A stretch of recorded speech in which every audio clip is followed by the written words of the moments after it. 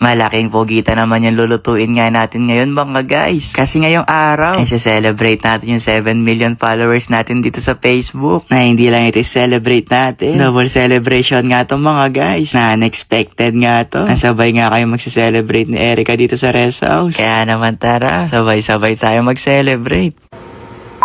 Maaga pa nga lang pala mga guys, pumunta na ako dito sa palengke na magse-celebrate kasi ako ngayon ng 7 million followers natin mga guys. Ngayon gusto ko nga lutuin muna ngayon ay pugita. Natuwang-tuwa nga yung mga tao dito sa palengke na bakit daw nandito si Chow. Sabi ko naman meron kasi akong hinahanap. At eto nga, nahanap ko na nga yung pugita mga guys. Nasabi ko nga dyan kay Lola, di ba ito nangangagat sa personal kasi inawakan ko na.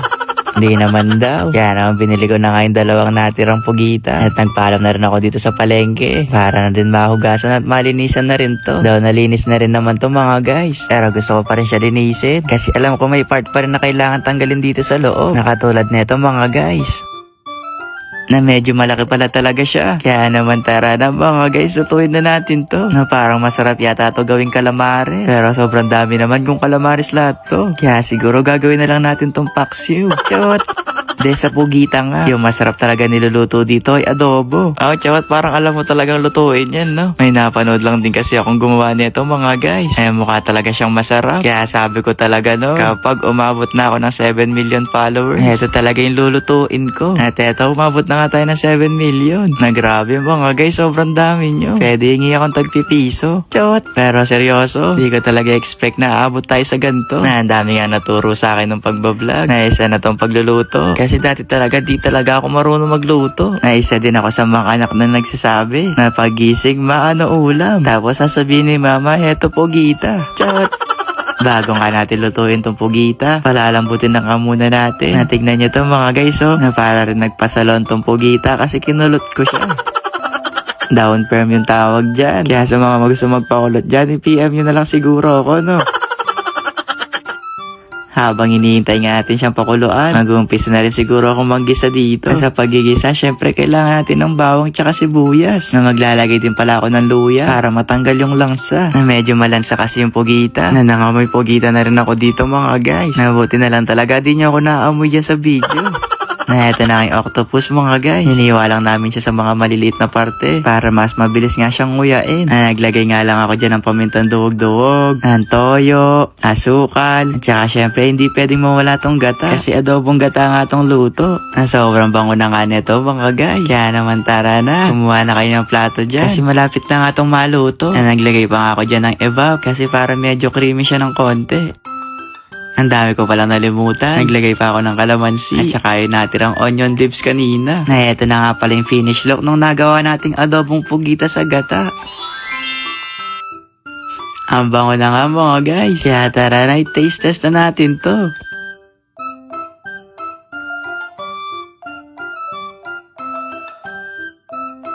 Masarap naman siya mga guys. Yun nga lang, kulang pa siya sa lambot. Kaya palalambutin pa natin. Eto si ate, meron pa nga siyang pa-cake sa akin. Na sobrang supportive talaga ni ate. Kasi binilan pa nga ako niya ng lobo. Happy 7M followers sa ate. Maraming salamat ulit sa mga patuloy na sumusuporta. Na hindi nga dahil sa inyo, hindi tayo aabot sa ganito. At syempre, thank you din sa mga lagi kong kasama.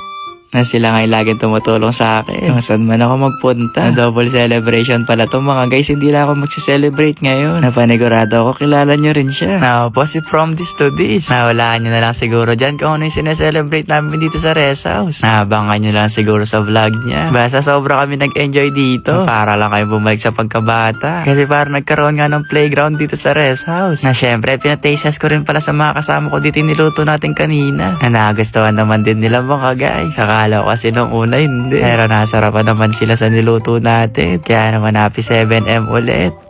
Ayun lang. Bye-bye! From this to this. Opo, may bumisita sa bahay. Walaan niyo kung sino to. Na dahil may bisita nga tayong darating mga guys. Samahan niyo muna ako. Kasi magluluto nga tayo ng favorite niyang kaldereta. Maaga pa nga lang pala mga guys, namili na ako. Na may darating kasi tayong bisita. Ay, bisita pala. Nasa tuwing nga may gustong bumisita sa akin dito sa bahay. Nagluluto talaga ako. Totoo ba yun, Chow?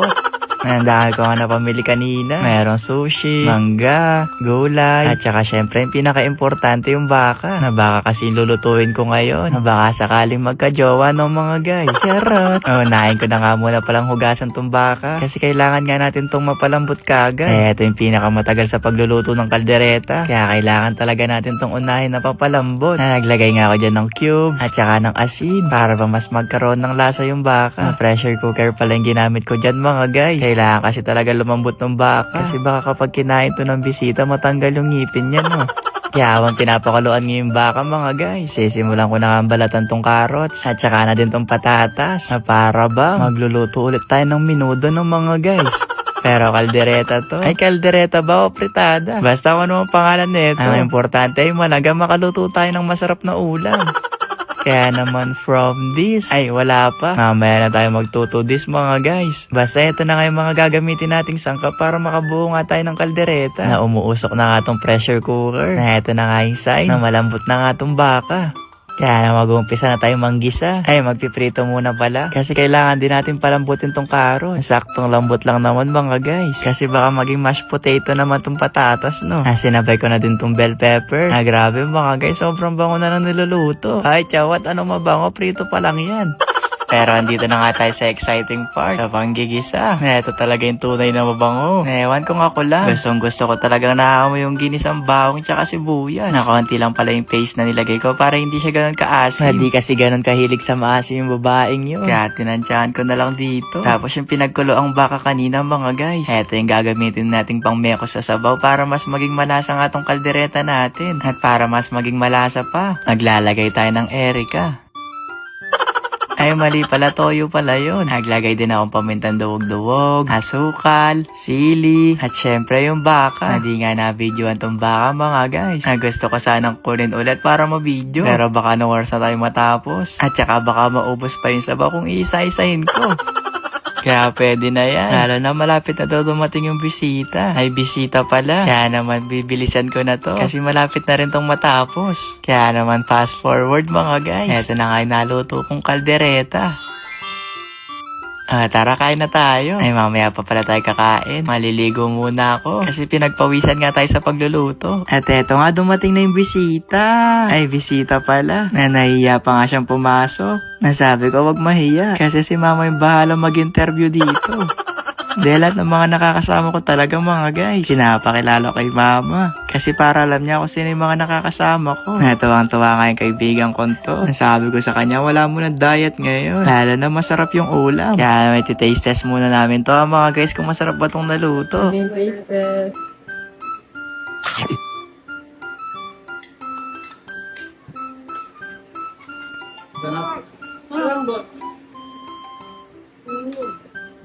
Masarap daw yung luto mga guys. Pero sabi ko, hindi ako yung nagluto nito. Chot. Tara na mga guys, kain na tayo dyan. Wag na kayo mahiya, tara na. Sige na mga guys, siguro hanggang dito na lang ha. Kakain muna kami dito. Basta, ayun lang. Bye-bye!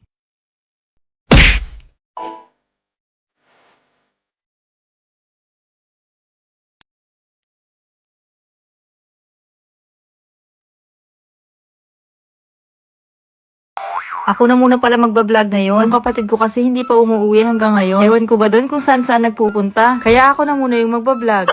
Ako nga pala yung ate ni Chawot at itago niyo na lang ako sa pangalang ate. Chawot! Kumuha pala ako ng taga-video ko dyan, yung kapitbahay namin. Buti na lang pumayag siya. At sana magustuhan niyo ang aking vlog. At kung hindi niyo nagustuhan, wala na kayong no choice kasi ako na yung nagbablog. Ganito pala yung ginagawa ni Chawot kapag ayaw niya magtinda. Nagsusulat siya sa karton. Ilalagay niya sarado kahit hindi pa oras ng pagsasarado. Kaya tatanggalin ko na muna para malaman ng mga customer na open na kami. Kaya tara, samahan niyo muna ako sa A Day in a Life as a tindera na nakatakong.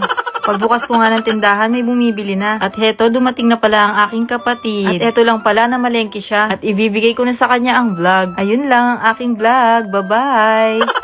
Nag-vlog mag-isa yung ate ko nung mga guys, nung malengke lang ako. Dito pa naman ako nakatira sa bahay. Sabi ko nga sa kanya, siya na mag-voice over hanggang matapos. Pero nahiya na daw siya. Ay, nung pisan, hindi tinapos. Na magluluto pala ako ngayon. Na nakapagluto na ba kayo ng ginataang manok? Oh, hindi pa siguro no. Kasi ako pala yung gagawa nun. Ay, chawat lang pala. Napanood ko lang din to. Napanood ko kayo nagluluto ng ginataang manok. Kaya sabi ko talaga kagabi, ito talaga yung uulamin namin ngayon. Kaya wala nang no choice talaga yung mga kasama ko dito sa bahay. Kung hindi, ito yung tangalian namin ngayon. Na maglalagay din pala tayo ng papaya. Na mukhang hinog na to mga guys. Pero mukhang pwede pa naman. Kasi medyo matigas-tigas pa nga tong papaya. Na fast forward mga guys. Ito na kayo mga sangkap na gagamitin natin. Kaya naman from this to this.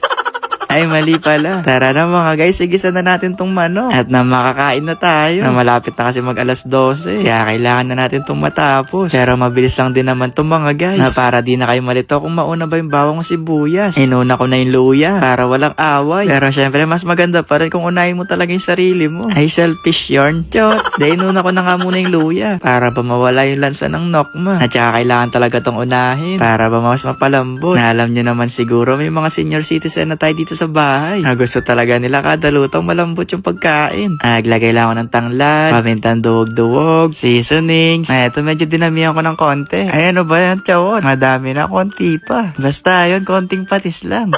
Sinabay ko na din pala tong papaya. Kasi para mapasabay na nga natin sa pagpapalambot. Naglagay rin tayo ng gata. Ayan mga guys, kada ingredient sinasabi ko na dito Baka magtampo pa kasi kayo. Ay, iba kasi sabi, kwento ako ng kwento. Di tuloy sila makasunod. Di ko na kasi sinasabi mga pinaglalagay ko mga guys. Kasi di naman din talaga tayo chef. Kumbaga feeling chef lang. Ayan, pakukulon mo natin ng ilang minuto. At eto na yung finish look mga guys. Ay, hindi pa pala tapos. Excited lang ako ng konti. Lalo na nagugutom na doon nagtitinda sa tindahan. Kaya naman naglagay na ako ng favorite niyang sigarilyas. At saka na din ng sili haba. At sinama ko na din yung pulang sili. Na di ko na pinaghihiwayan mga guys. Kasi para hindi nga siya ganun kaanghang. Na para mas lumasa pa nga to. Maglalagay pa nga tayo ng isang gata. Na medyo malambot na nga tong manok. Kaya okay na siguro to. At nang makakain na nga.